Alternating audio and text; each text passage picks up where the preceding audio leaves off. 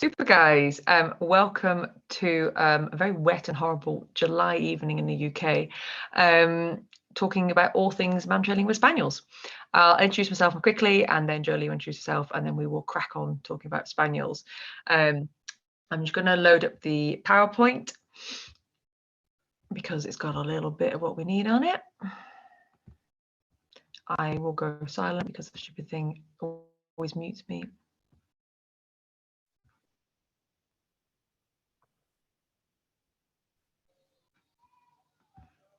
Okay, this is where you go. Can you all see my screen? Super. I can't see the comments, Joleen. So if anything pops up, just let me know. Can you see the PowerPoint? Yep. Yes. Super. So you all know why you're here. Talk about Spaniels. Me and Joleen. That's a lovely photo of me and Captain, my Springer Spaniel.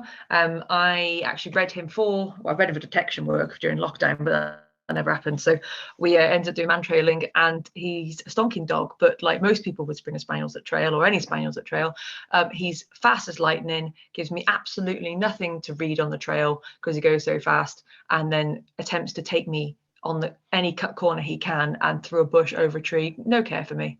He's extremely good at it. He's just very hard to trail. And I've just actually gone, oh, if this isn't hard enough, I'll buy another Springer. So I've got an 11-week-old Springer puppy who is more Maligator than Spaniel. I've never had such a switched on bitey puppy.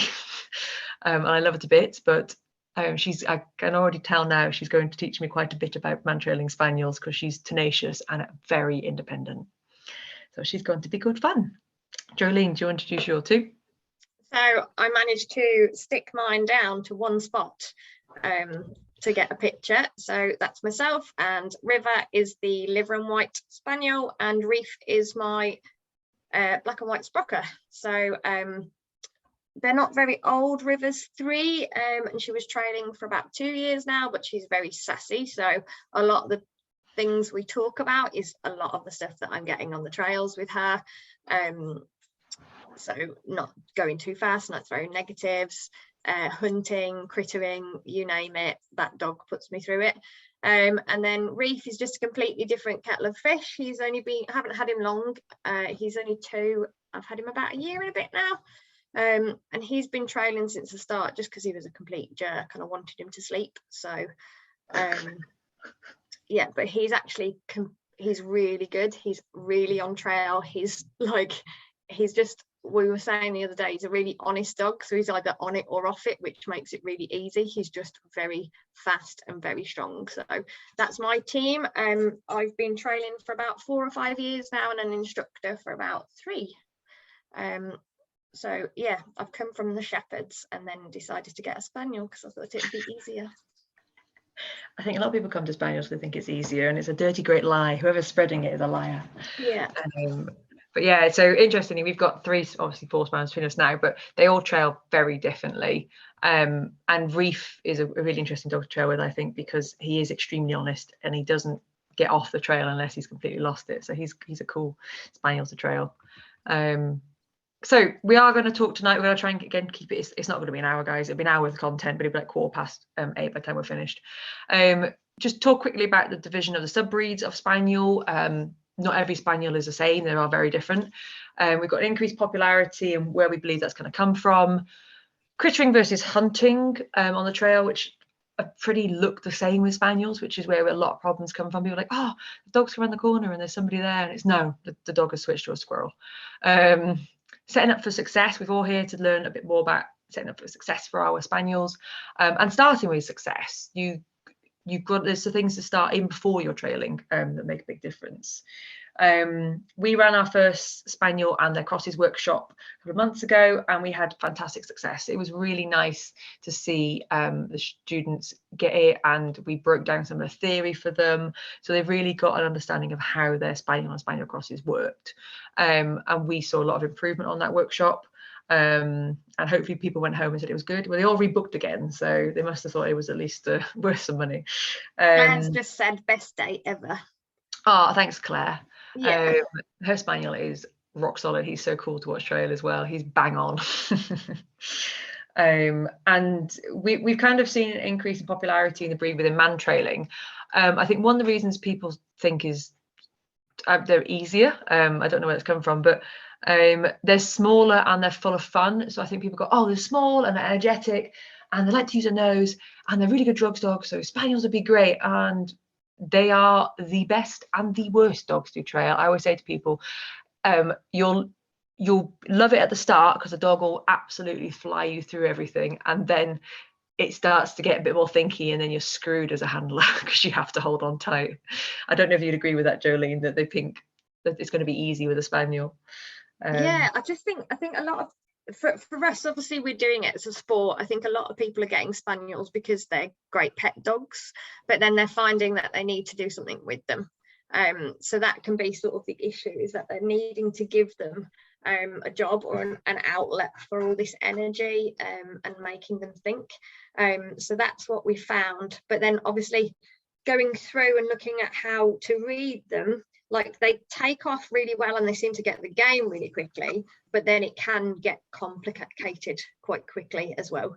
So once the dog's so many sessions in and we have to start asking the handler to start reading them and to tell us what they think it is, are they on it, are they off it, etc., handlers can then struggle, and it's just purely because a lot of the behavior is very similar.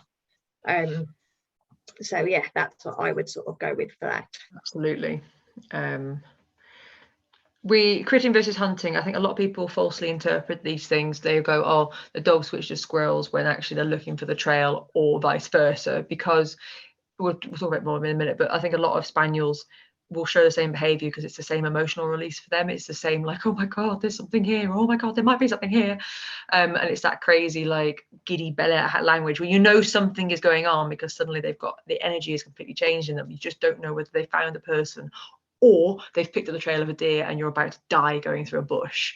And that's a difficult thing to read, but it's something we're going to talk about tonight, and hopefully we can help you kind of see it from both sides. Then yeah, also looking at setting up the trails for success as well, because I think a lot of the time we sort of just go on and sort of you're reliant on your instructor doing your progressional plan and things like that. So we want to look at setting the dogs up for success and sort of starting with success as well. So we want to look at, are these dogs that we need to be setting up trails where we encourage those negative decisions or those decision points with them, so that we can get them to work more effectively on things like junctions or open areas. If you've worked your spaniel and you've done it for a while, you'll see that you get some spaniels that are really great and they'll be really true to trail, and then after a while you'll go through and you'll get to a junction, and last time they chose the junction really well, but now today they want to check every possible junction just to make sure. And you'll find that sometimes happens, that the dogs become more methodical sometimes, or sometimes they just go, yeah, because we're going so fast, we'll just go down here and give it a go, and then they go, oh, actually we've gone the wrong way. So we want to look at setting the trails up for success, and it's something that me and Kathryn have been talking about, is if these dogs are consistently going into a hunt mode, because that's what they've been bred to do, and that's what we'll talk about a bit more later, are these dogs that we have to encourage negative behaviours? So we have to encourage the dogs to tell us where there's no trail, so that they can then sort of get that into their head, because it's nothing for them to just go, well, we'll keep trying down here, we'll keep trying down here. Yeah, they're extremely tenacious, aren't they? And the spaniels will go all day long. We've all seen it, like, oh, I can't tell my spaniel out, I spend a ball for 3 hours and it's still going, and things. And it's that behavior, it's that kind of mentality, the dog just goes and goes and goes, is why they can be quite difficult to read Mantrailing, because you don't know where they lost the trail. They just goes and goes and goes. So yeah, it can be hard, but that's what it's webinar tonight, guys, and our spaniel days. Let's talk spaniel breeds, guys. Amy will recognize the lovely Hendrix, a lovely working cocker. So we want to talk tonight just about three sub-breeds and about a later breed that we're encountering with spaniels. At least 30% of spaniels we work with may have poodle in them.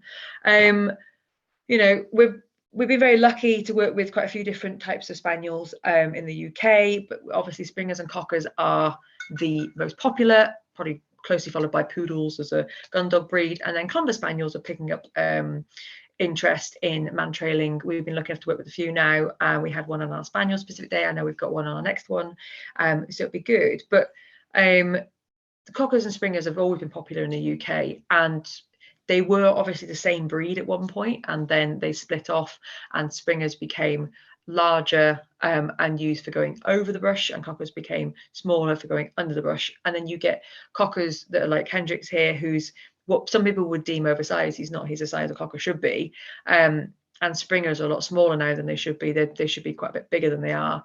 So there's lots of change within the breed. But really, when it comes down to it, Springers, I think, spring by name, spring by nature. They tend to have absolutely no self-preservation and will launch off anything, and will, you know, use their height. They like to jump, they like to get on stuff, they like to really check out environments, and they can switch to visual quite a bit when they're using that elevation. Hugely popular pets, hugely popular as gun dogs and detection dogs, and they're very versatile. I find that the Springers seem to be what people see as a more all-rounder, but I can be absolutely told off on that one if there's something more to it. Cockers, bred for hunting woodcock all day, and they're much smaller. I find them incredibly tenacious because they're bred to go a bit more under the brush. I find that they're very like, I will keep working, I keep working, I keep working, even to their own detriment. They will work to exhaustion, and they will push through things so much that they'll forget they've got a handler and suddenly disappear under a bush, and you're like, well, I'm not going with you. The Spaniel's going, why are you coming with me, you fool? And then obviously you get kind of a cross between Springers and Cockers, the Sprockers, which is what Reef is. But interesting, Reef doesn't really act like either dog. He acts like Reef, and he's quite individual, isn't he, Joleen?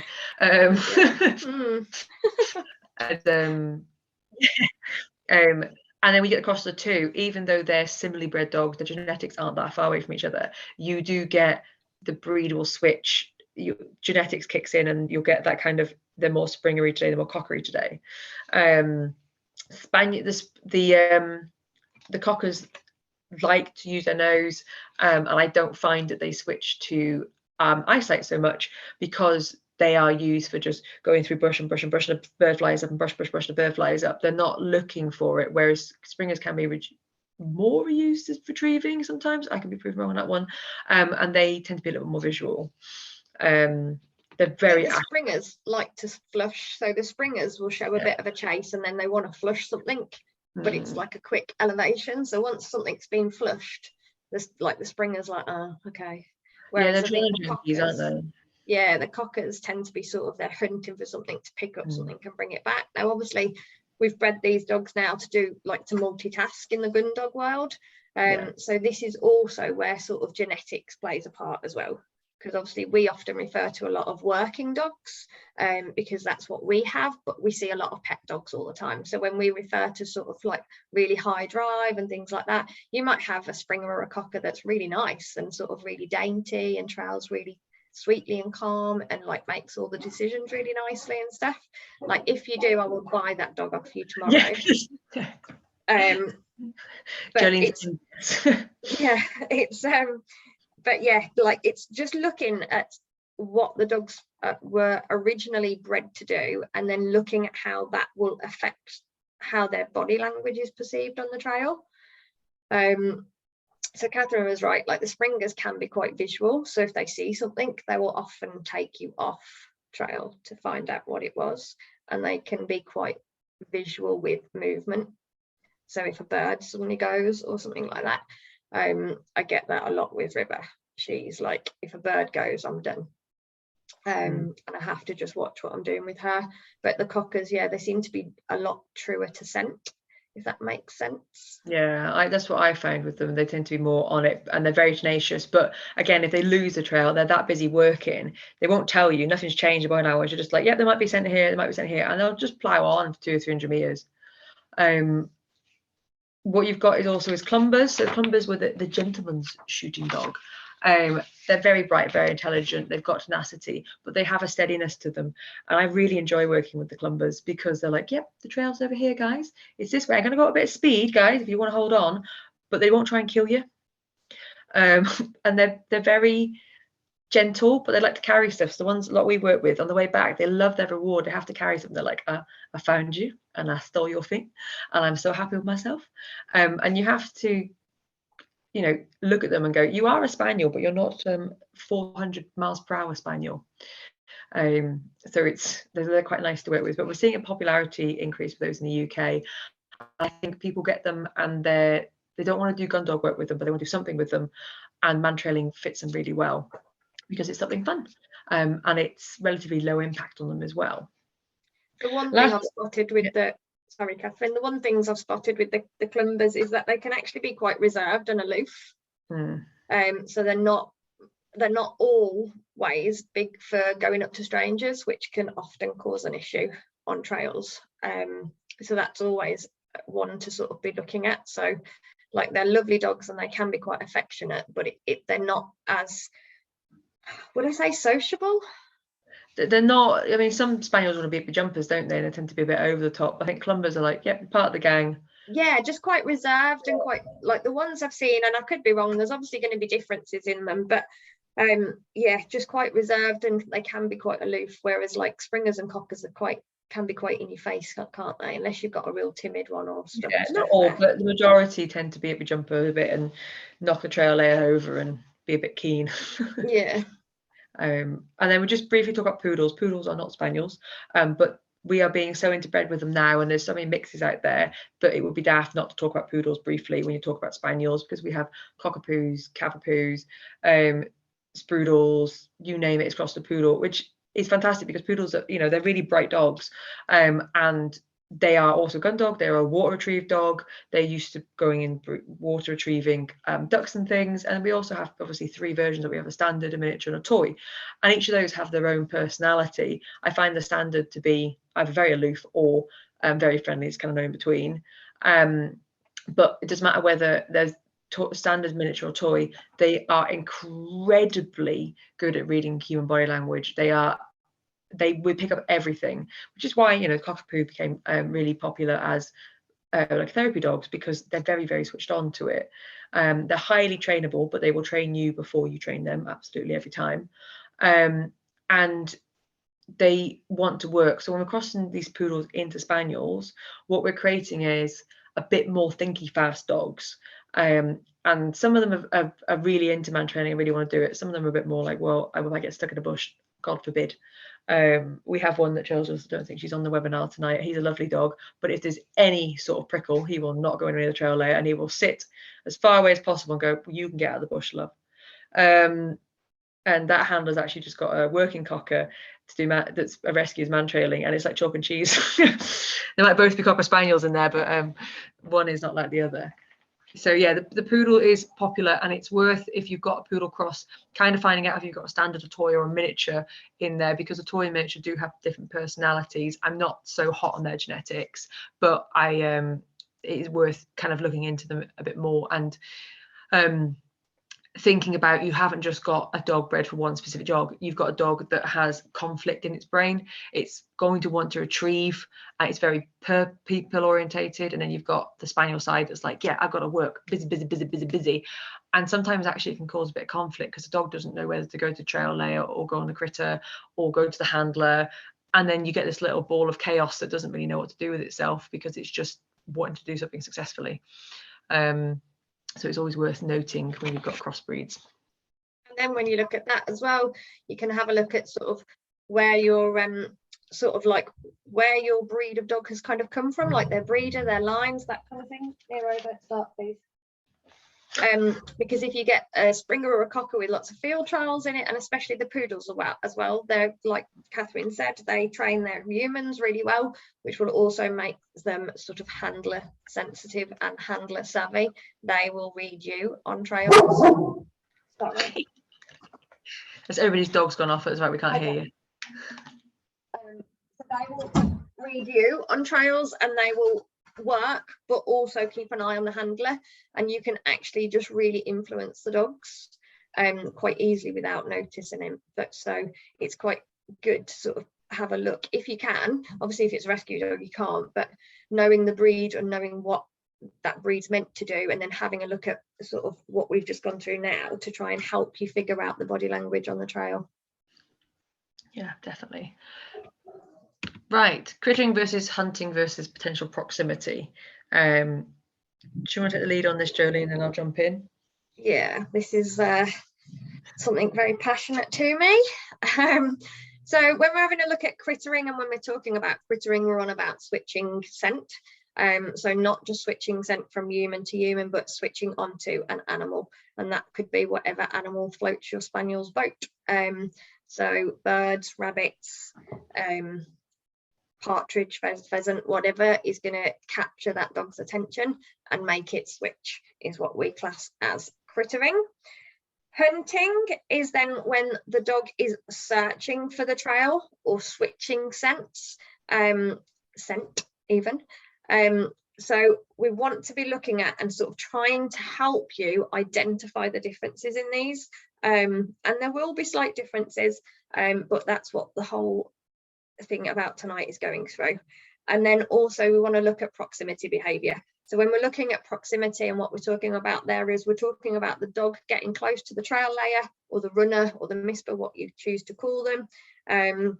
When the dog chooses to hit the bulk amount of that person's scent, like their scent plume, they can then go into proximity behavior. So they can get over exaggerated, more excited, because they know that their trail layer is close and their reward is close. So that is the proximity behavior, and that's what we're going to be looking at as well. Yeah, I think the reason why they all look the same is because the excitement's the same for the spaniel. Finding a person, finding a bird, searching for the person, searching for a bird, drugs or otherwise, it's all the same emotion, and you get this little buzz, and it's very hard to know the difference between them. Your dog River's a good example of it, because it used to be when she switched to critter, she was like, she'd go real buzzy and you could read it a mile off. Now she's subtle, and all it changes is her tail, because she's conflicted about what to do sometimes, isn't she? Yeah. And her behavior's changed recently as her Mantrailing journey has developed. Yeah, we're having a complete fallout at the moment. We're not friends. And I'm happy to say that, because like as a handler, as a pet dog sport person that does Mantrailing, as an instructor, like we go out and we trail, and I probably trail as much as you guys do. Like I am having these issues on my trails, and that's part of the reasons why we got together. I'd be ringing Kathryn or sending her a voice note going, that bloody dog, blah blah blah. And it's just, we all go through it irrespective of who we are, because we are tapping into your spaniel's natural instincts, and that's why they love the game so much. We are tapping into their natural instincts and then saying, no, actually we don't want you to go after X, Y or Z that you love. We're going to give it to your reward to a stranger, and we want you to have the same love and value for it. So yes, they love it, but then obviously we can get this conflict sometimes with the spaniels, where they go, oh, do I actually love it that much? And just looking at it from that point of view. But we wanted to depict having a look, because like we said, like the drive to search for them is there, as is the reward that you give them, providing you've got the right reward for your dog. But sometimes there's just like that sense, just more thrilling, more enticing for them. Yeah, and I think some of that comes from history, isn't it? If you've got a dog that's been a serial bird chaser or rabbit killer or has chased deer, if you get somewhere there's a person in a bush that they may or may not like and a rabbit, I can tell you now that dog's going to switch to rabbit, because the reward history is higher. And even if that dog has never caught a rabbit, its brain is so excited about the fact it might catch one today, might be the day to get the rabbit. And that's why they keep hunting for it. When trail layer, yes, they get 100% success rate, but there isn't the same thrill as finding a rabbit on the same chase, because they're restricted to a lead, or they're restricted to having to really work for it, not just chase off. They're having to really put their brain and get in. They're like, well, the rabbit I might not get, but it's going to be good fun. Whereas the person I'm definitely going to get, but also I know I'll back in the car afterwards too. And I see a lot of that. Dogs will switch to crittering or hunting behavior even when they're near the person, because they'll go, oh, I don't know where they are, I'm going to go look in the bush over here to prolong the opportunity to hunt and trail and do stuff, because they know damn well they're going to go back in the car. And that's when you really need to look at what is motivating your spaniel, because I can guarantee you the reward is not right with that. You've got to really find something. And I really enjoy playing with my dog after mantrailing.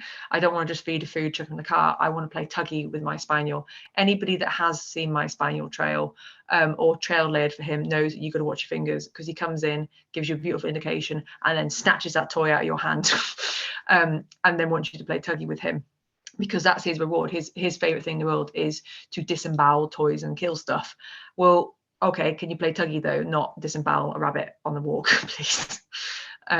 So trying to switch that into something that's productive, but also noticing the difference with it all, that crittering, hunting, proximity may look the same, but they have the same motivation behind them, but the dog's end goal is different, and you need to tap into that end goal with them. That's not the rabbit, it's not looking for the person, it's finding the person, and those are three different things. I hope you agree with that, Joleen, because I went on a bit of a rant about something then. Went off on rewards. Maybe that's the next I one. was about to go on about playing with toys, and I thought, no, stop yourself, and this is not an hour. That's another one. Yeah, I think often we need to look at as well, sort of, like you said, the rewards are real key, but looking at what your dog does outside. So like for me, I allow River to chase a lot of stuff. It just happens. I'm a dog walker, she's out, she's off lead, I need her to have a recall. I don't really care what she does after that, because I am walking other people's dogs. Does that make sense? Like, I've probably been a bit lazy as an owner with her, but as long as she's got a recall, I'm happy for her to sort of mooch around and do what she wants. So she hunts like every day to her heart's content, and that just drives her and that piques her.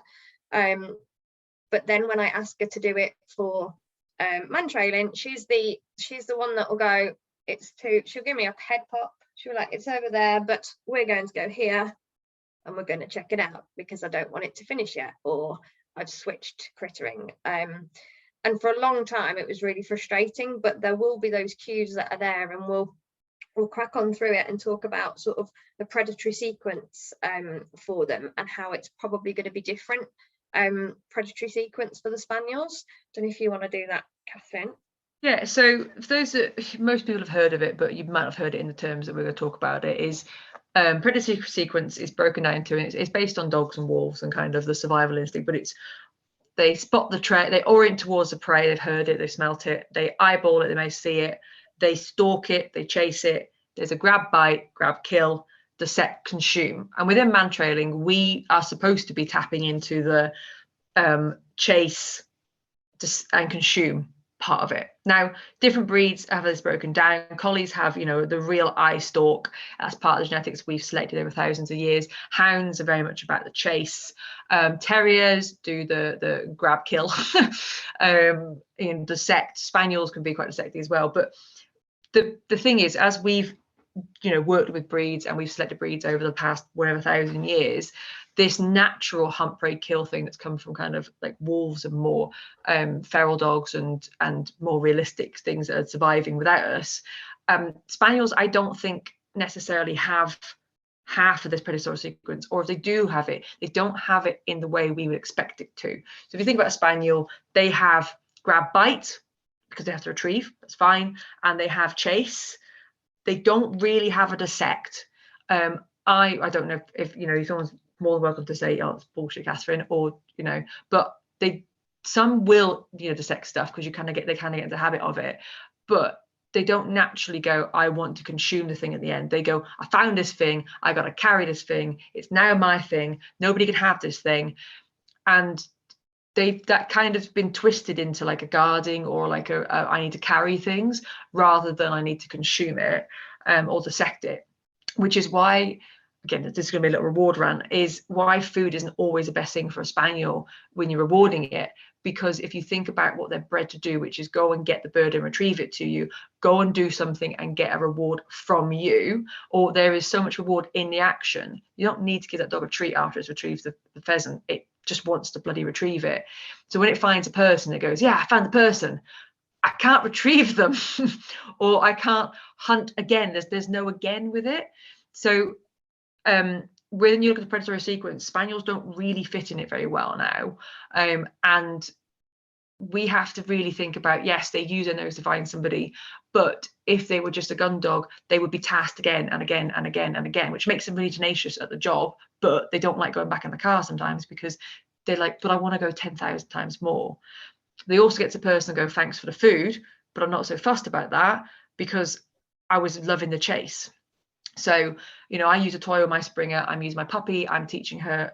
I want to really, I'll use a bit of food, but I want to use toys with her for Mantrailing because I want her to have a party at the end. I want her to play tuggy with me. I want to play tuggy with the trail layer. I want her to be able to throw the toy into the bush and she goes and searches for the toy so that the fun doesn't stop when she finds the trail layer. The next thing begins and the next thing begins. It's not just an intensity trail like we use within Mantrailing Global. It's an intensity trail plus a party, plus a fine, plus the most excitement thing in the world. So the high doesn't end for her and it doesn't end for my Springer now. And that's an adjustment I've made for my spaniels. You might be thinking about your spaniel going, yeah, actually, he likes food, but would he prefer if I scattered the food? So maybe I should use big chunks of treat and work like that. But the predatory sequence, that orient, eye, stalk, chase, grab, bite, grab, kill, decept, consume, I think spaniels only do grab, bite, and chase. I don't think they really do the other ones so much. I think basically, if you're looking at the predatory sequence, we'd be looking at sort of which is stronger. So probably orient and eye, because they're quite visual, aren't they, a lot of the time. Chase, they probably shouldn't be chasing as much because once they put a bird up, that's it, stopped. So if you look back sort of years ago, they probably weren't like hunting, they would, but chasing they shouldn't have been doing a lot of. But now we're seeing a lot of chasing. We're seeing a lot of dogs that want to chase birds and things. I think it's misplaced genetics, isn't it? Yeah, and then I think if you were looking at a spaniel as well, like River doesn't really, like, she'll eat, but I don't think she would want to eat. So the consume part for me doesn't work. Does that make sense? And Reef, definitely. Reef's taking the food because it's there, not really because it's like he's enjoying it, but he'd probably like, yeah, okay. Like the consume part's always sort of looked odd for me because my spaniels generally get to the end and their pupils are dilated, which means that they're out of their tiny little brains, so they can't, like, she can't do anything, so she wouldn't want to play, she wouldn't want to really eat. So for me the consume part doesn't do much. And then you've got the spaniels that like to get something and parade around. So there's those spaniels, like, they want to show you stuff, they want to tell you that they've got stuff. They don't really, are those the dogs that want to be having food? No, they'd probably just like to be sort of showing you that they've got a ball or showing you that they've got a rabbit toy, and they want to just go around and telling everyone that they've done a fab job, and this is what they've got. So for me, I don't know for spaniels if parade should be in there as well, because yeah, parade, I mean, that is a really good word, I think, and I like that. And it's important to know your spaniel as well, the things that they enjoy doing at home. Do they actually enjoy you throwing the ball 40 times, or is it the ball throwing bit they enjoy, or is it the bit with you when you come back and you go, oh, such a good dog, and they go, I know, I'm so good. You know, which bit is it they actually enjoy? What makes your spaniel tick? Because until you know what makes your spaniel tick, your reward's always going to be a little bit subpar. That feels like a really mean statement, but it's not meant that way. And if you don't have the right reward, your dog is going to switch to crittering. They are going to potentially switch scents when they're hunting for the trail. They're going to not want to find that reward when there's the trail layer, rather, when there's other potential rewards in the environment. And what you need to do as handlers, and what we do as instructors, and as people that live with spaniels for their stupidity of life, because they're like, yeah, let's get another one. I've got 3, so I'm not saying anything. don't start. I'll have you can have Reef. What do you mean? You wanted my puppy the other day, so. I said I'd have her. Yeah, I'm not doing a swap Reef though. Reef's a plaything. My puppy adores Reef, and poor Reef's like, oh, hello, you're back, are you? And she's like, yeah, they're back. Murder. Yeah. So poor Reef. So what we want to look at doing for you guys is we want to help you learn the different body language and changes along the trail, because we've kind of gone off a little bit on talking about, it's all right, reward. But I think that, like I said, we could probably talk more just about the predatory sequence, because what I like to do is I quite like asking questions that I have an idea of the answer, but it's always good to gain knowledge and perspective from other people. So even though we're instructors, everyone that we train with and every dog that we see, we're learning from it as well. And that's the whole purpose of why we're doing these webinars. So we're learning as we're going along with you, and we'll help sort of as a community together, so that it's all sort of big one thing. So I like to always sort of be, I'd love to sort of dissect them and be sort of like, well, what is a negative? What do you think is a negative? What do you think your dog's predatory sequence would be? That type of stuff. And maybe we could probably do a sort of a version of this, but with people's questions, and just have like a chat, and just get different people's opinions on it. So want to have a look at casting, because casting is a big one with Spaniels. So casting for us is where the dog loses a trail. I'll describe the body language quickly, just so that you're sort of familiar with it if you're not familiar with the phrase. So casting might be when your dog was going in sort of a straight line or following the trail, and then all of a sudden you get that loop round. Would be how I would describe it. All of a sudden there's a change in behavior, and we get sort of a loops or a lot of loops, or we get a lot of sort of like lunging. I don't know if anyone can see me. I can only see Kathryn. Let me stop sharing. And I was just looking at myself because I'm doing a lot of hand signals. I'm like, actually, no one can see me. Don't worry about it. There we go. So yeah, is everyone familiar with the term casting? On pinned up now, so we can all see you. So yeah, it's just literally sort of looking at when the dog could potentially be off the trail.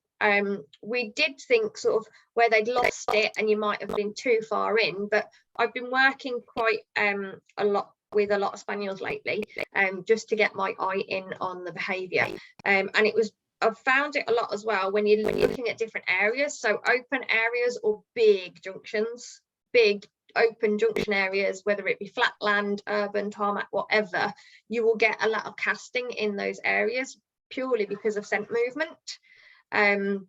So that would be, for me, I always look at body language and changes. I'm not specifically looking for a negative, an on trail and off trail. I'm just looking for a change, because then if I note a change, I can then look at potentially why that change has happened and monitor the dog. So instead of me doing a junction with my dog and looking for the dog to go down and give me a negative, I'm looking for the dog heading into that junction and potentially any changes before that dog's even thrown me that negative. So when we're talking about a negative, it's when the dog runs out of scent or there's no scent there, and it will either come back on itself or change direction. Does that make sense? Is everyone still awake? A lot of noddy faces. Yeah, we haven't bored everyone yet.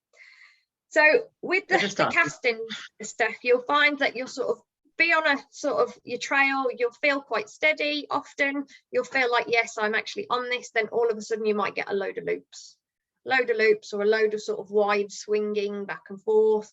And then that would be, for me, actually my dog's off the trail now. And you want to be looking at sort of the dog trying to figure out its direction. I think often when we go down our journey and we get sort of further in our mantrailing careers, I'm going to say, with our dogs, our mantrailing fun, our mantrailing sessions, it can often be just because we're putting sort of harder, more complex stuff in. And it's usually where the dog's just struggling to get the scent. So some of the dogs that I see really struggle, and it could be blowy conditions, whatever, and we'll get absolutely loads of casting around until the dog picks up the trail again. But that's when like the handler needs to sort of recognize the area that they're in and try and help the dog as a team. So a lot of the time we look about sort of how the dog takes the lead, and we don't want to help the dog or influence the dog. But if your dog is doing a lot of this casting in an area and we believe that they're off trail, we want to be looking at where we came into that trail. So where did we come in? Where did my dog's body language change? And where did that cast start? And then we'd be looking at sort of potentially, if it's a massive junction area, we did it yesterday and it was probably about 20 meters. So the person stood to one side and was allowing the dog to cast. And I was like, okay, so if you cast it around this area here, I can only show your hands. If you cast it here, but it's all over here and your dog can't get there on the line, you need to move so your dog can cast here to potentially refine the trail and to go out. So I think sometimes we often just get into a bit of an issue of sort of a lot of spaniels as well, because they can be quite circular. Like I know some in particular that once they can't get to where they want to go, they just spin. So the casting can be quite an issue for them. So it's often as well with the fast dogs. The fast dogs will often cast quite a bit with these conditions and go forward. But then after a while, once they've casted, you want to sort of, if you've helped or not helped, and we can obviously look at that if you're going to come and train with us, you want to be looking at the dog sort of picking up the scent again. And then if you've done it before, you've probably all seen it. They do a cast, they finally catch the trail again, and then you back out and you're back into that trailing behavior. Does that make sense? Do you agree with that? I'm definitely quite a visual person and I'm struggling because I've only got my hands. I look like what might be good, we'll do it at some point, guys, is we will put a compilation video together and we will talk over the top of just some spaniels trailing. The reason that videos are crap in Zoom is you will only see it at the resolution your internet will allow. So I could put a high resolution video up, but you'll just see pixels. So it's a bit of an awkward one on Zoom. But yeah, we could do something like that to talk about it, and then we'll get less of Joleen's arm waving and more something more constructive. Yeah, it might be a little bit easier for you guys to understand, but you've all been there. If you've got a spaniel, you've got a spaniel cross, or you've worked with any spaniel dogs, you've all been at that juncture where the dog's just gone bah, and you're going, I think they're trailing. And it is a hard thing. Horse all of a sudden. Yeah, and you should go on a tree at this point, and you're trying to get them untangled, and then they try to go again, and you're getting really frustrated and checking them by accident, and your instructor's going, no, don't worry about it, it'll be fine. You're like, a spaniel's crazy. Why have I done this to myself? Stupid. No. I'm gonna buy a Labrador. It's super. Right. Is there any questions on casting? Yeah. Claire's Cantel's put, we did an off-trail start a few weeks ago where Gerald had to cast to find the beginning of the trail. He found it really challenging, but so pleased with himself. Yeah, casting starts or display starts, as I know, are really good fun, and they're a great test for spaniels because they go, but there's no start, and they look at you and go, what are you on about? And some stop immediately and don't start and need a bit of help. Other dogs go, right, I'll start looking for the trail, casting like a freaking lunatic. And it's hard to actually get them to start on the trail because they're so busy looking for it and nose down, and they're working and working, and they got themselves in such a tiz that there's no immediate start, that by the time they have hit the trail, they're like, I'm gonna die if I don't find them, and their bloody dopamine and brain's gone ballistic and their adrenaline's gone high, and they're not always thinking by that point. You do find you need to get about 10 meters down the trail and suddenly they come down a touch. But I did it with Captain. He just sat next to me and went, there's no trail here, and I was like, do you want to look for it? And he went, yeah, okay.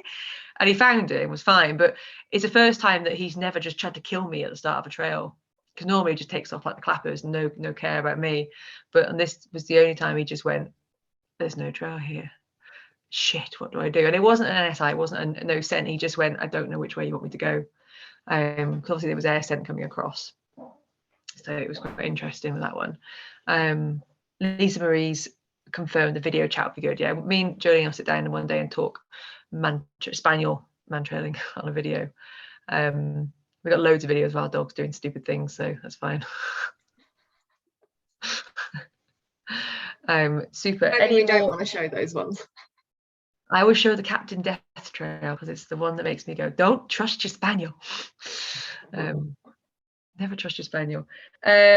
Super. Should we? I'm not going to put the PowerPoint back up because we can read off our notes. But known trails.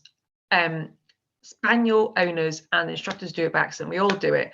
Kat just asked, is the casting start a more experienced handler thing? Yes, you need a dog that's competent, and you need to be able to really read your dog, because if you get the casting start wrong, so casting in this context, there are two casting start. I call it display start, but it's also known as casting start, is where you stand here, trail layer's gone, left the scent article. You do not start anywhere near where that trail layer has left from. The scent article is usually thrown. I tend to throw it as far as I can lob a scent article away from the trail. And the dog's got to start, it's got to do a cast in order to find the trail. It really throws some dogs if you don't do it right. It's a good learning opportunity. It's an extremely good way of reading your dog.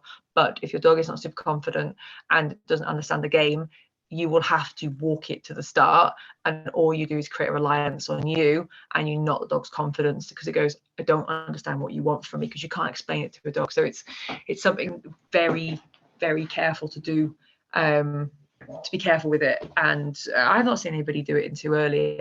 It's something I do on like fun days, or like we'll do it on spaniel days as a spaniel type thing to test. But yeah, I call it displaced start because the scent article is displaced, because there is another casting start called the casting exercise, which is different, completely different again. Does a similar thing, but it is different, and that's part of the Cocker method. So yeah, it's definitely not something to rush into, that's for sure, because if your dog's learned that a trail, it obviously has an exit point by the scent article, then you're bringing it up and all of a sudden there's no trail there. Like, it's kind of like an NSI, as in there's no scent from that at all. So it's definitely not something I would look to rush into with my dog, because I want my dog to be looking and happy to take off. Does that make sense? If you put sometimes too much pressure on a dog at the start, and we'll talk about it in a bit, it can really make it hard. Your dog can sort of really struggle to then take off and enjoy the game. And we often see that as well, that sort of switching from delayed starts where the dog still sees the handler, the trail layer go, to then a scent article start with some dogs can be really difficult, because the vision's there, the orient, the eye, the stalk, the chase, that's all there, but now all of a sudden it's gone. But for the dog, it still needs to have the same representation, and it still needs to have the same reward. So it definitely, the casting start, I wouldn't rush into it. Just because you want to be able to make sure that your dog's confident enough to just be like, yeah, that's fine, I'll just have a look for it, as opposed to just sit by your leg and go, I don't know what you want from me. Does that make sense, Kat? Yeah.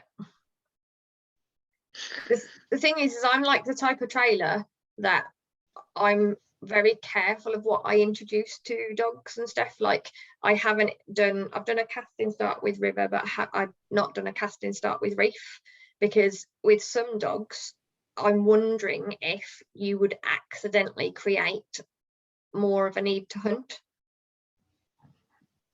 So I'm a little bit cautious of what instincts my dog has and how it shows me how it trails, because I wouldn't want to put more hunting. Does that make sense?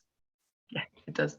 Like, not Absolutely. At the moment, like I will, but obviously not at the moment. I want us to be really rock solid and to be good as a team, and then I'd start putting like harder starts in and stuff. And that leads beautifully into working with known trails, because there's no point throwing a single blind or double blind for a spaniel. You can't bloody read them.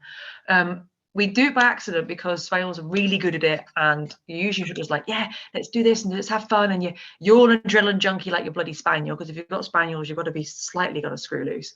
You've got to not be quite right. So you're usually adrenaline junkie because you like the high energy of the dogs, you like the buzz, so you want to do harder, faster, stronger. And we can skip foundation super easy because the dogs can do it. And they can do it when your instructor's telling you where the trail is, but the second you have no coaching, suddenly everything falls apart and it immediately falls on its arse. And I've seen so many teams like, yeah. You start to go, okay, I'm not going to help you. And they've usually come to me from other instructors, and they just plateaued like shit, because the dog's either picking up on sort of body language of the handler, because again, we've got really bright animals, and we are setting them up for success, but what we're not doing is learning what our dog's body language on the trail is and off the trail is. We're just pulling them off junctions because that's not the right way to go. That's not a decision of dogs, that's handler interference. So when there's no handler interference, suddenly these dogs go 200 meters in the wrong direction. So it's working on known trails, known as blue line trails within Mantrailing Global, but they are known trails. You know the trail has gone up here, turn right at that junction. So when you hit that junction, you don't go, right, okay, trail goes this way and walk into the right-hand side. You hit the junction and you let your dog work. So you can read the body language. The dog might go immediately right, so you go with them. The dog might go, oh, I don't know, and check every junction. That junction might be going 20 meters, 30 meters down that junction. They get so far down and go, oh, there's no trail here. And the behavior you see is maybe a slow down. You might even see them speed up all of a sudden because it's tipping into that hunting. Oh, lost the trail. Shit. Something will change. You will see a behavior that is a change in that dog. And that might be increase or decrease oppression line. That might be suddenly looking more. They might put the nose down. You might hear them really snuffling, looking for the trail. That's all completely individual to that dog. There are more breed specific traits that may appear, but that's very individual to the dog. So Captain, my Spaniel, used to go down and he used to ghost and he would just keep hunting until I learned to read him better. He now weirdly crabs up the trail. So he trails on a diagonal now, like a nutter. And then when he's lost the trail, he gets so strong, he will drag me in a bush. Now, it used to be when he was dragging, he was on the trail, and when he slowed down, he'd lost the trail. Now he's decided beautifully in the last 3 months to completely change what he does and throw me for a curveball, just when I'm thinking about doing my level 2. Because something's changed in how something must have changed in how he's processing scent. I also think he's got a little bit of bad back, which is where the crabbing's come from a tiny bit. I need to get him seen. I think there's a little bit. I've noticed a little patch of fluff on his back. But so yeah, he trailed a diagonal. Quite nice, quite nice. When he's lost it, he's got the clappers. If I didn't know that dog, if I didn't know where those trails changed, I would assume he's either crittering, which he isn't, because he doesn't often switch to critter on a trail, or he was in proximity and he's not. He's going, shit, I've lost the trail, and he's hunting for it. And he'll go about 20 meters now, then usually go, stop, give me a pee. If he gives me a second pee, I know damn well there's no trail down there. And comes shooting past me at 90 miles an hour, usually giving me a small amount of whiplash, and then checks the next junction. This all can happen in about 5 seconds sometimes because he's that fucking fast. He's gone down the junction, he's back up the junction, he's made a decision and he's gone. He wouldn't be able to make those decisions if I hadn't done hundreds and hundreds of known trails with him. So I know where the trail stopped, and without trying to influence him, we all influence Baxham, but without influencing, letting him check all those junctions, letting him learn how to check junctions and not just cast like a complete lunatic and suddenly pick a direction. And it takes time, and it's hundreds of known trails with him before I felt confident to do loads more single blinds, and obviously aiming up for this double blind now, and working with instructors that are setting me up trails that work, you know, the wind's coming the right direction and things like that. If you don't know where the trail is, you cannot help your dog get back on it. And it's all right, the instructor saying, oh, he missed a junction 20 meters ago. Well, you weren't able to look 20 meters ago and what changed. You can't go, shit, did he lose tension? Did he not lose tension? Did he look in the bush? Did he what? Because quite often that's why me and Joleen both advocate for it. Film every bloody trail you do and look back at the videos, because that's where you'll learn the most. But if you can go, okay, I know he's gonna have trail now, I'm just gonna really, really watch his behavior. That's what I've seen it. Bang, I've seen it. So today I was doing actually a consult with an instructor about her dog's trailing over Zoom, and we noticed on a video playback that when her dog's lost a trail, it keeps its nose down, but it does really wide sniffs, like a flow negative. It's not a flow negative, it's a really wide sniff. It's a shepherd. When it's on the trail, it does very, very small sniffs. It is a difference of probably half a foot is all the difference is. But I suddenly went, bang, that's where the dog lost the trail. Did you see the change in his body language? If we hadn't looked back at that video, wouldn't have noticed it yet. Would have eventually noticed it, but wouldn't have noticed it yet. So it's really important that you know where those turns are, you know where the trail's gone, and you've got an ability to kind of really analytically think about your dog and those trails, and you can't do that without knowing where those trails are. Sorry. It's super, like, so Claire's just put in the comments, you know when to look for the super quick head tilt and nods when you do junctions on an old known trail as well. So like, if you know that you've come into a 5-way junction and the person's gone left, you can just almost stand back and observe what your dog is doing and just let it work. And then obviously if it does pick the wrong junction, just go with it. Like, we're not saying stop it. We're not saying because you know where the trail goes, don't let it go a different way. You want to go wherever the spaniel chooses to go, because that is the body language you're looking for. Does that make sense? So if we always stay on the trail, we'll never know the body language that we're looking for. So we almost have to set trails up so that we encourage those decision points. So you'd want to be looking at setting trails up that encourage you to do work junctions. And if you do it known, like I said, you know it's on left or right, so you just watch what your dog does. It puts the pressure off you as a handler and as a team, and it just allows you to observe what that dog does. And like Claire said, it could just be a quick head tilt.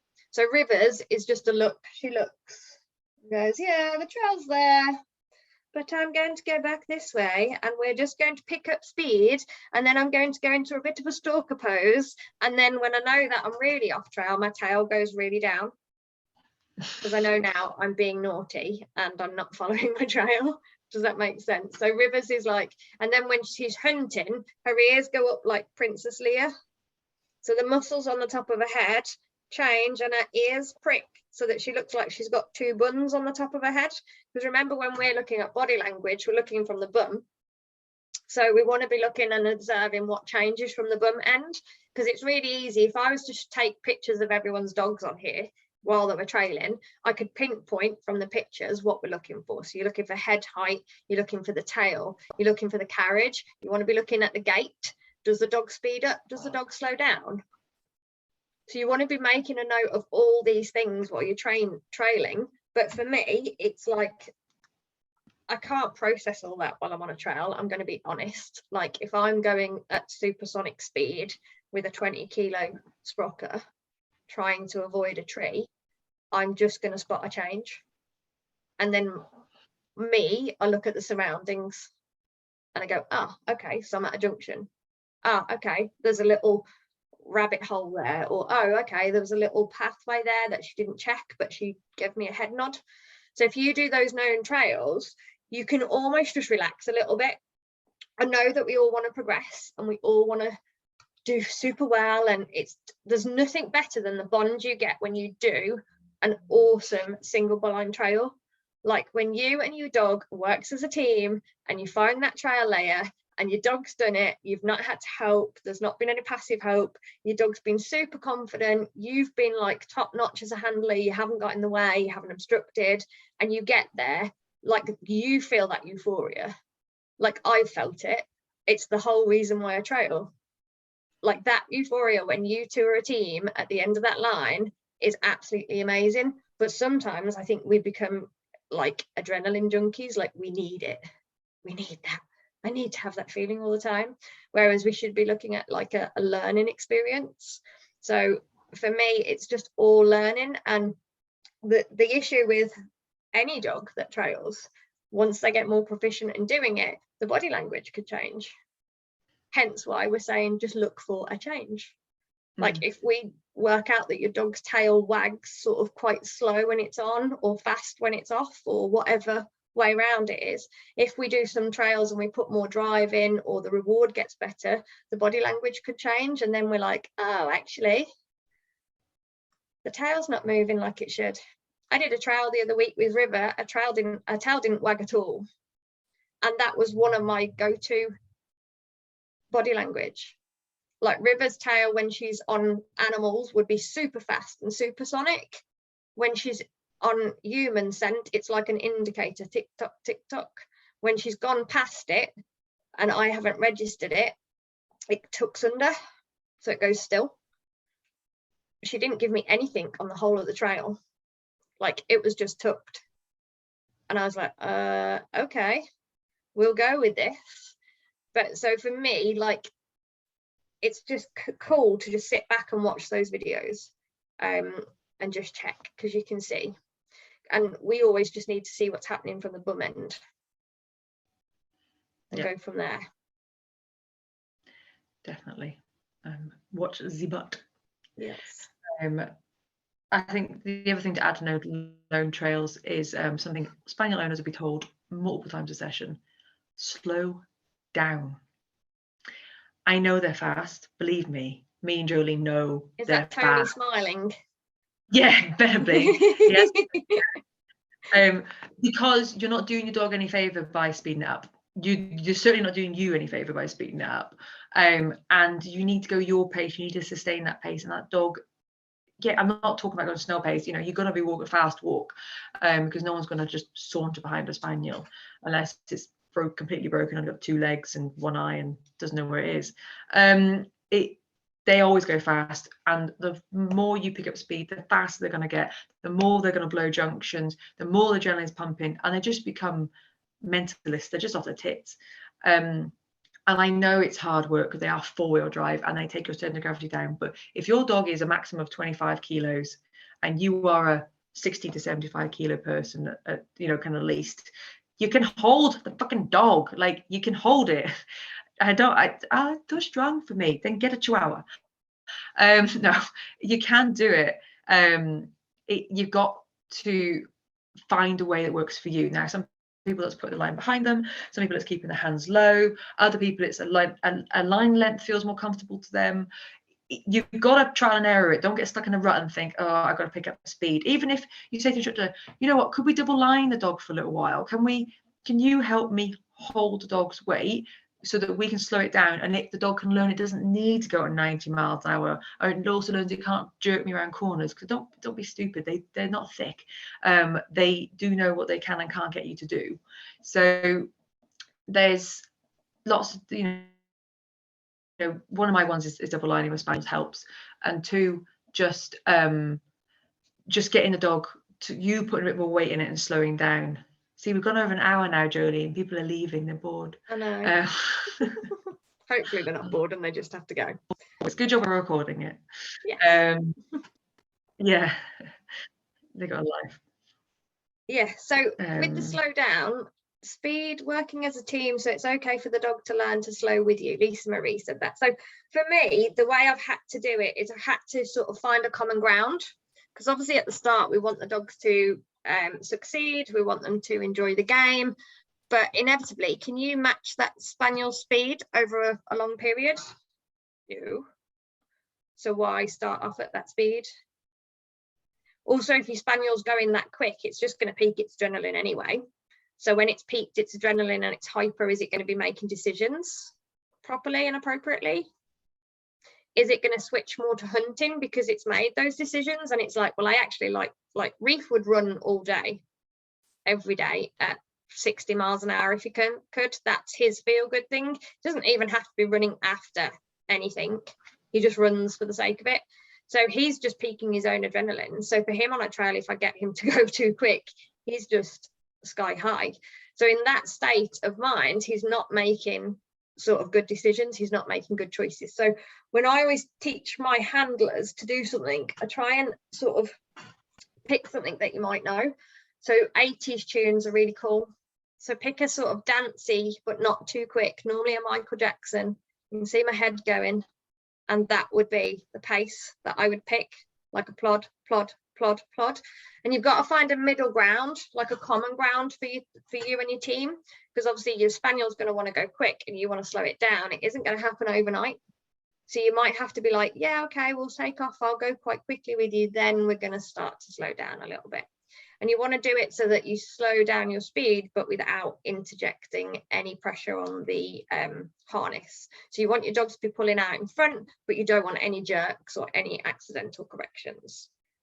Does that make sense, Lisa Marie? So I basically put Michael Jackson in my head and I sing Michael Jackson, and then my feet stay to the beat. And then that's how I dictate the pace on my trails until I got into it, because otherwise I just get caught up in the moment and I can't remember a thing, because I'm trying to not just get wrapped around a tree is normally the one. Matthew said, I found doing more urban helped me control the speed. In urban and environment, you have to slow down and more control. Yeah, so in an urban, you're obviously controlling. Claire says she wants a Spaniel trailing playlist. Yeah, so in, oh God, in yeah. urban, you have to slow down purely because you can't allow the dog out with a lot of line. It's unsafe to do so. So you can't sort of fly off at a road. You can't fly around a corner because you don't know what's around there. You can't give your dog a lot of line because you don't know if it's going to go into the road with air scent and stuff like that. So in urban, you probably would be a bit steadier purely because you're risk assessing. But the only downside with that is you want it to be as fluid as you possibly can. And what I do see people doing is you often just get a load of line checks.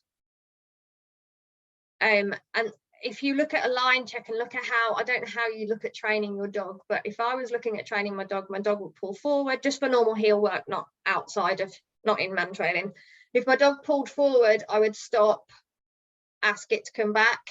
So if I accidentally check my line, then am I telling my dog stop, come back? Like, it's almost like a conflict.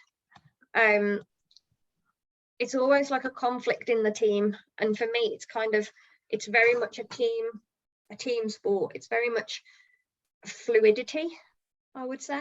I could actually say that, and I've got my teeth in. Woohoo.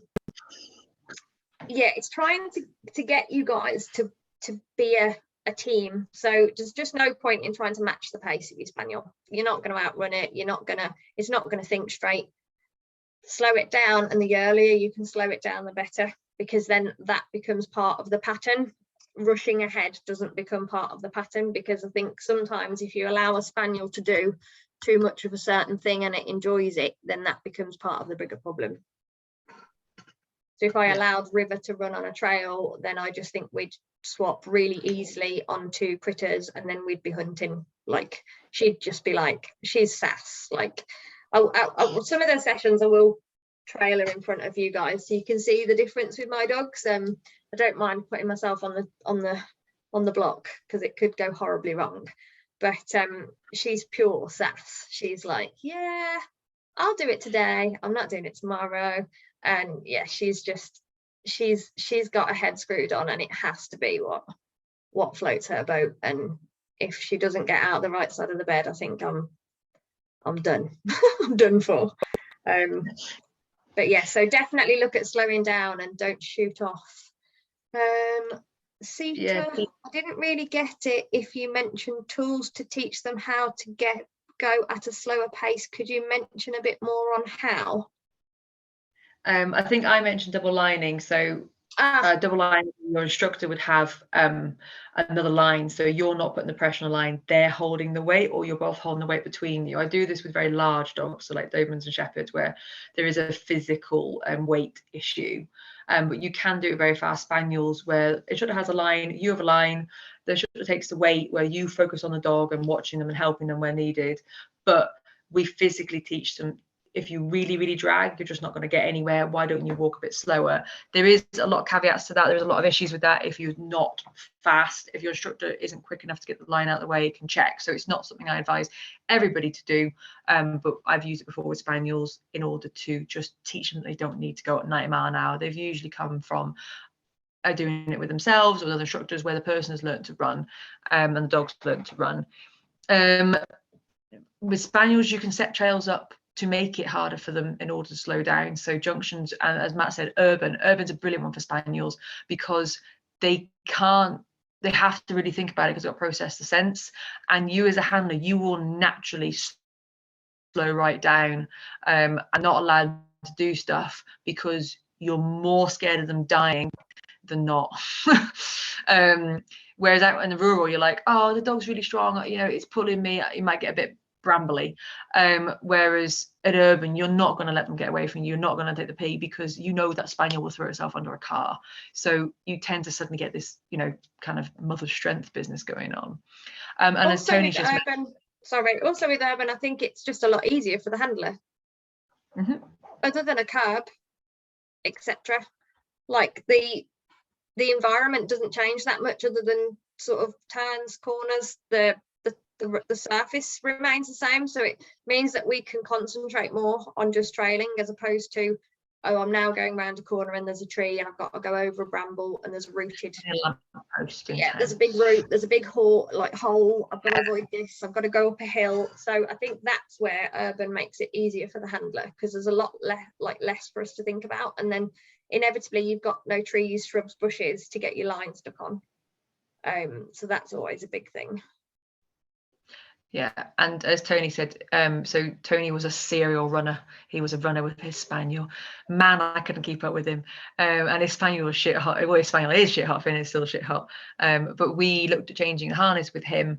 Spaniels can be very front wheel drive, and they pull forwards and they put all that pressure in front of them, making them even stronger. Sometimes, not all the time, a longer harness, like the Judy's Canine Bungee or the Nigolo, and there's loads of fucking different brands out there, can help slow a dog down because you just put pressure. On the flip side of that, some Spaniels do better on a short harness because it's not touching in weird places and they're not really fighting against it. So sometimes it's worth having a little bit of a look at the equipment. I don't know if you guys noticed on the slide, actually, the little Spaniel that was in the photo, the little Cocker Spaniel that was got its head down like that, little black one, he had a bungee on the harness to the line. And that takes the pressure off. And what happens, the dog isn't like fighting the tension, because the bungee just releases gently. It just bounces in and out. Whereas a line is very, it's very stuck. And some dogs are like, get off me. And they pull against that extreme tension. Again, that's knowing your dog and also speaking to your instructor. And if they've got a kit bag or borrowing someone's harness or trying a different line, sometimes a little tweak in how the equipment is or how you perceive the equipment to be can affect that speed a little bit and help them slow down, help that dog work differently. I know Joleen's been through about 18 billion harnesses, and another one of our instructors got a really large Springer, and she just cannot find the right harness for that dog because it's what suits the shape. And so it is a bit of a trial and error jobby, but it's always worth going, oh, what's that one? Can I try that harness? And then you immediately buy the really expensive one from Europe and it doesn't fit. We've all been there. Chantel's asked about the bungee. The bungees are little from pet shops. They're like little micro, they're about a meter long, maybe a foot long, and they got a clip each end. I've only seen them occasionally in pet shops. They're just, I think they're bungee shock absorbers for dog leads. Not something I recommend as standard, but some dogs it works with. Other, it creates a ping back effect, and you get, if you do jud it goes ping, and it will slap the dog's back. So you need.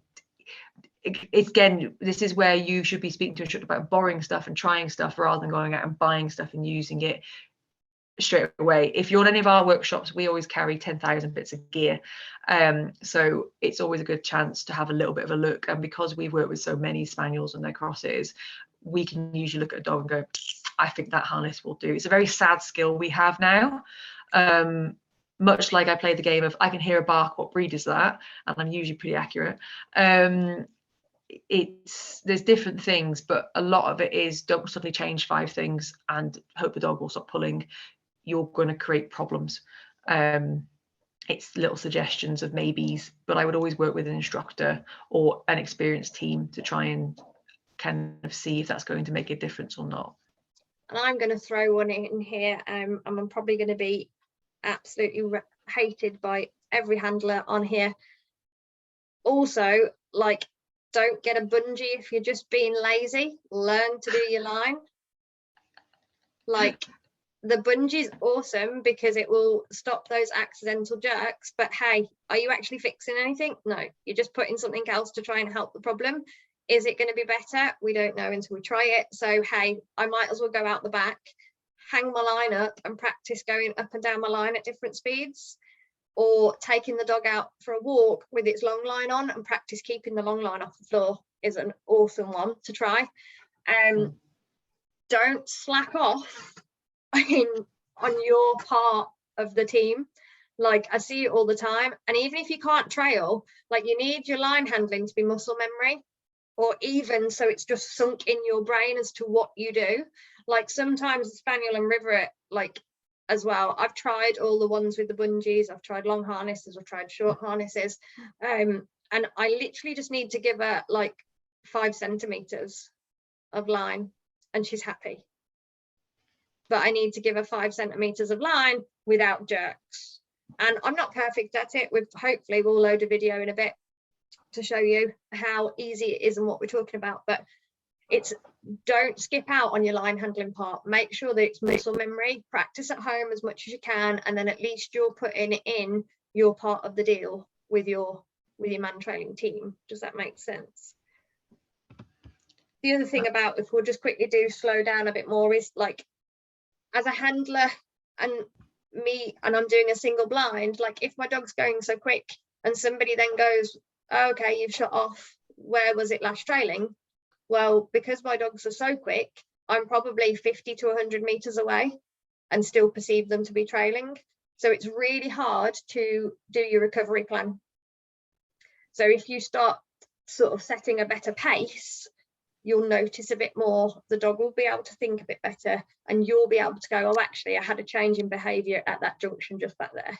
I'm going to just take it back to that junction back there, as opposed to flying past it and then being 50 meters down the way and not knowing where the dog had it last. All right. Absolutely. I'm just hunting for that video because it won't play on the thing now. I embedded it. I never heard that. The dogs have just suddenly been let in the living room, and I heard them hit the door and go, she's in there. That was creepy as sod. Right. We'll have a look at starting. A little bit of our trail was. Well, I think we've covered it, to be honest. Have we not? Have we? Is anything? Yeah, I think so, maybe. The change in the ritual, but I'm just slightly conscious of time. It's 8:30. Yeah. The only thing I'd say is, like, just something that I'd want to sort of make you aware of, and we talk about it all the time, is your spaniel's ready to trail from the moment you make your pots at home. So when people are coming up to the scent article and they don't believe that their spaniel's trailing, you'll often find a spaniel's trailing from the car park. And that's purely because they now have got into the perceived thing that I'm going to do this activity, and they're excited from you making the pots. So they're ready before they've even got into the car, and they're already switched on. So the more you can do in terms of sort of benefiting your team, getting your kit ready, having your pots ready, making sure the trail layer's got the pots and is sort of able to sort of deliver the reward the way you want to, prepping prior to getting your spaniel out the car, unless you're doing intensity and delayed starts, then that is setting your dog up for success. You also know the game now, so you know what's going to happen yourself. So you know that you're coming up to an area to start a trail with a scent article. Don't sort of aimlessly wander over and be sort of told where to go or to what to do. If you see the scent article on the floor, come straight in, put your kit down, do your scent inventory round, your ritual, whatever you choose to call it, but you want to be doing that scent inventory straight away. There shouldn't be any delay, especially with the people that have been doing it for quite a while. You know what's going to happen, so come straight in, put your kit down, straight into that scent inventory. So there's no faff, there's no way that your dog can get frustrated. Because what happens is we're just getting a driven dog that's ready to play, and then we're adding loads of other complexities because we're not ready. So then before we've even started, the dog's frustrated. Would you agree with that one? Absolutely. I would 100% agree with that. And it's the biggest thing that some spaniel people come up with. The dog's not taking scent from the scent article. The spaniel knows. The spaniel smelt it 15 minutes ago with a piss out of it in the car when they saw you had the pots to the trail layer. So yeah, don't underestimate what they're already working on before you task them to trail. Because remember, you're not in charge, the dog is. And also don't get too close to the scent article. Like, everyone does it all the time.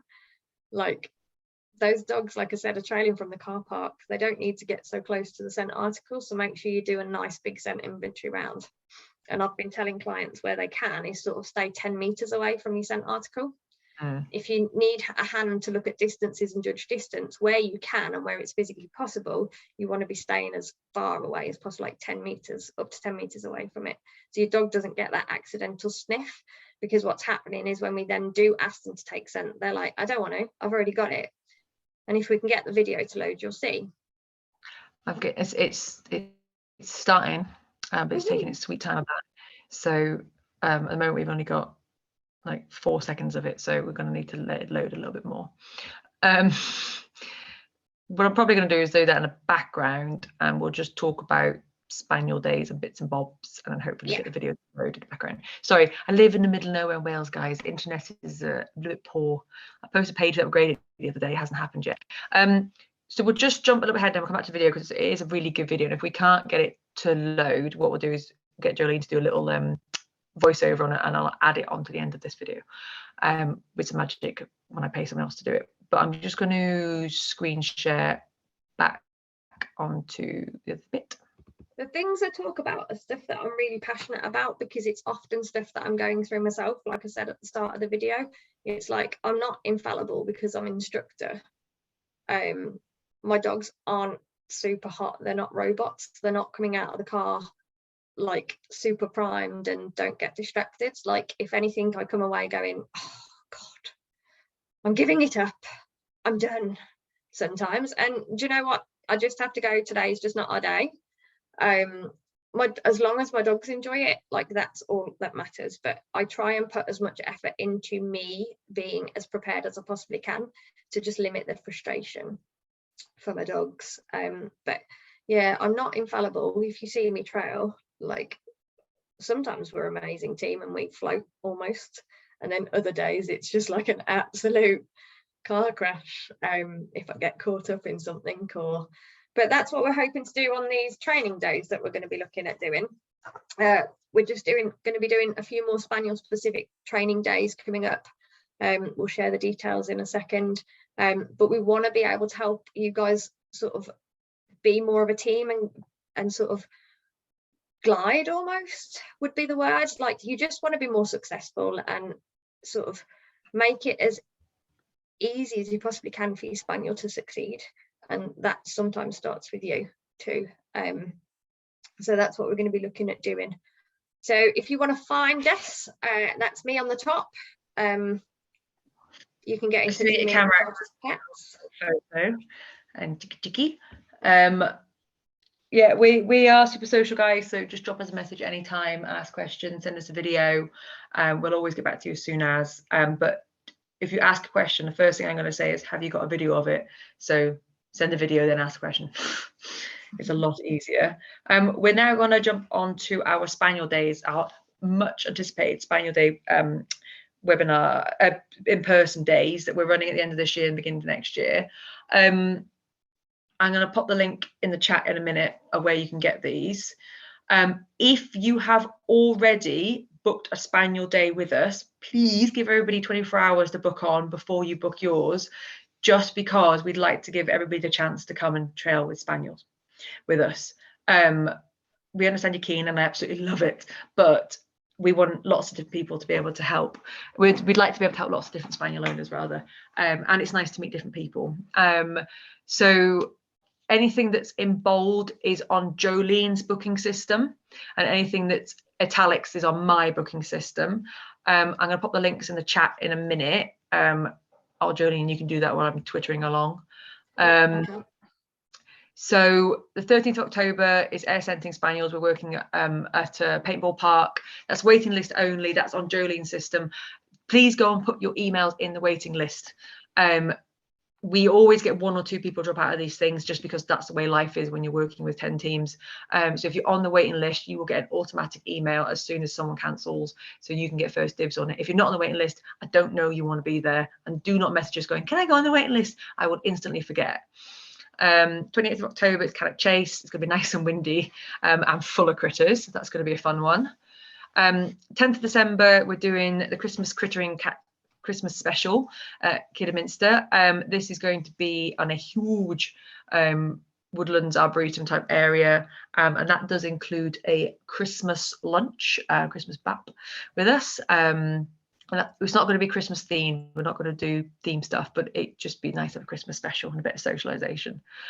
Wellington by Telford is newbie Spaniels. If you do have more experienced Spaniel, it's absolutely fine. We will tailor the trails to you, but we're aiming for those that haven't trailed with us before and would like to really get like nitty gritty of their Spaniels. It's a really cool site where we've got access to urban and rural, and the wind's a little bit funny, so it's quite a good place to trail. 14th of January after Christmas will be Shrewsbury Urban Spaniel. This is for experienced spaniels and handlers only, because we were literally going to trail for the middle of Shrewsbury.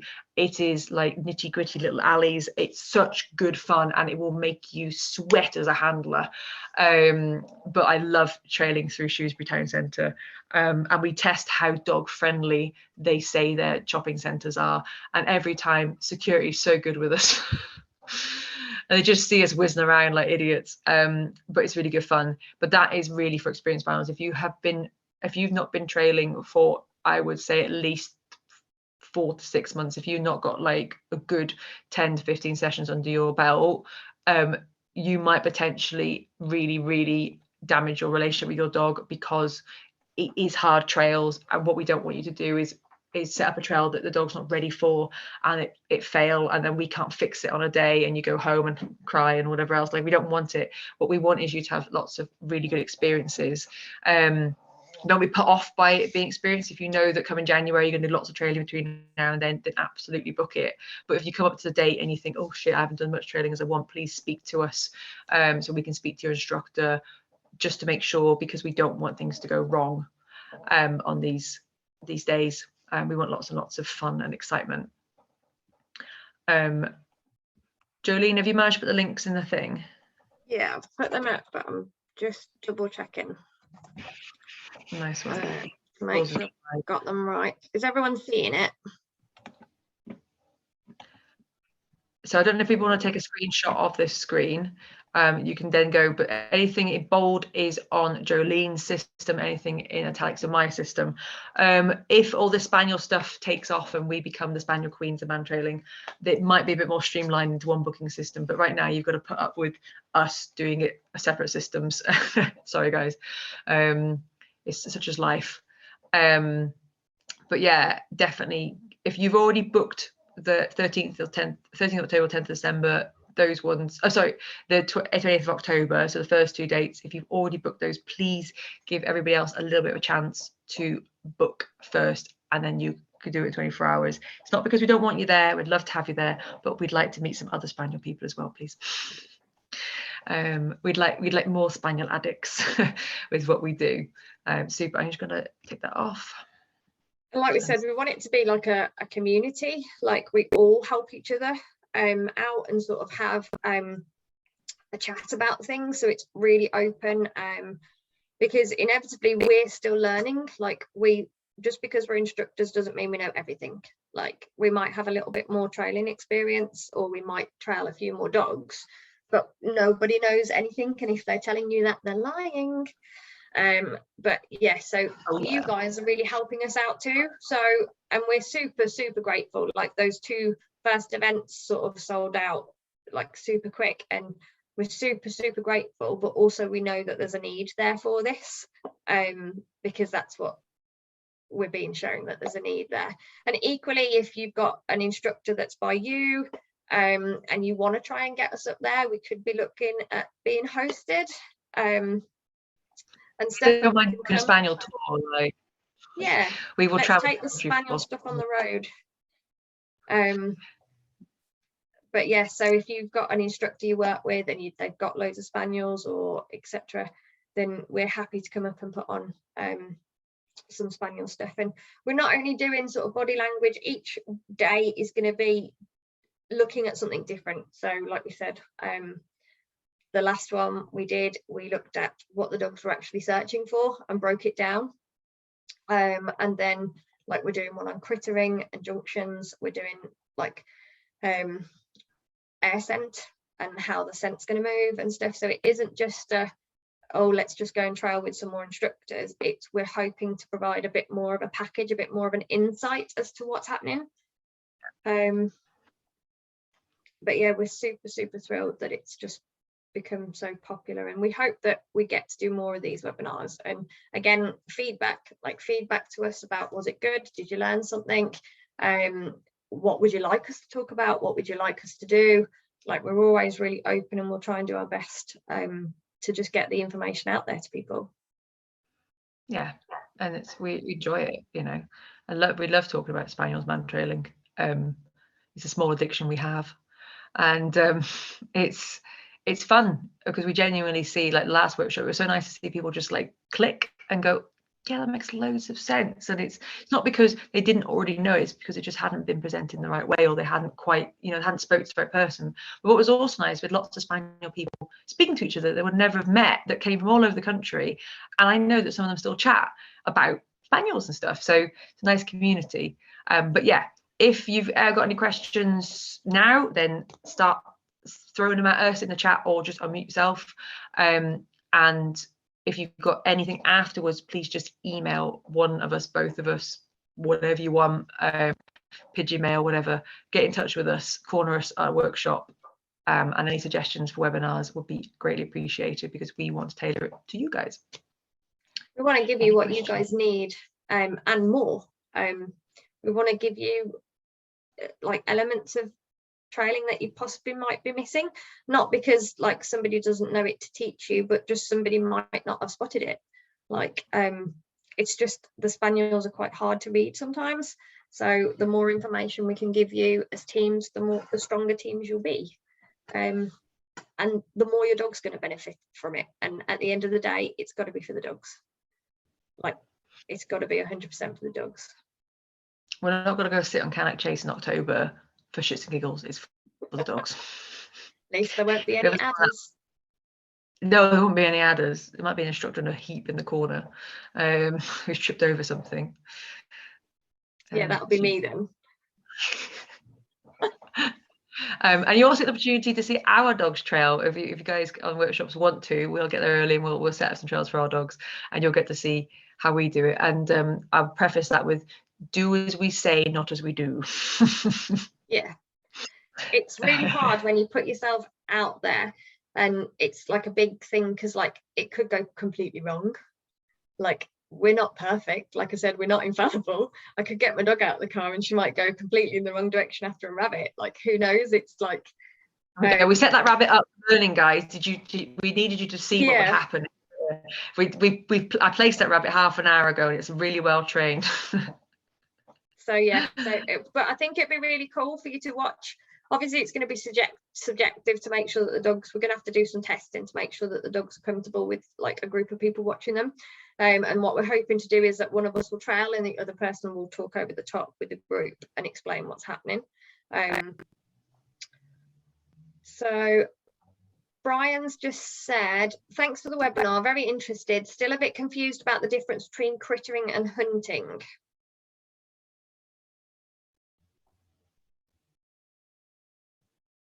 So crittering is where we're looking at the dog switching scent. So it's switched from human to possibly animal, or human to human sometime, or if you've got a foodie dog like River is like, could be switching from human to Greg's sausage roll. So that's like what we say by crittering. So it's the distraction that then pulls the dog off, but it's following the distraction scent. When we're looking at hunting, we're potentially looking at the dog has lost the human trail, but is looking to find it again. And that's the difference with the Spaniels, is that they're quite often quickly go into hunt. So it can look quite the same. So we're looking at the dog's lost the trail, but it's hunting to try and find it. Does that make better sense, Brian, if you can let me know?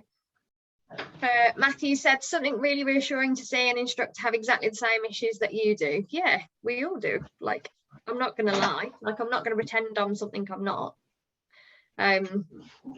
It's all, we all work with dogs. I don't get up every day feeling exactly the same, ready to go, and my dogs definitely don't. So, but like line handling and everything is something that we all need to learn. So that's what we want to do, is look at giving you the tips to get you better.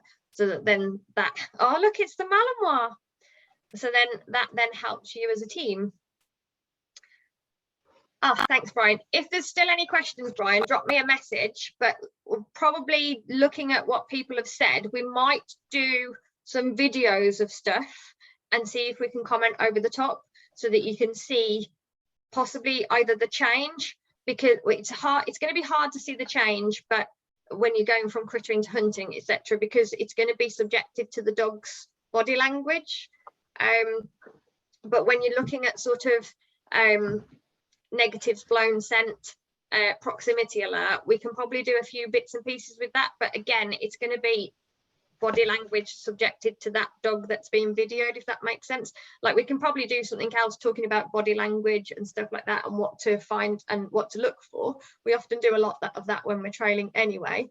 But the body language itself is going to be subjective to that team. So it's working with somebody who can kind of know what to look out for and have a look. Yeah. So yeah, we'll try I think videos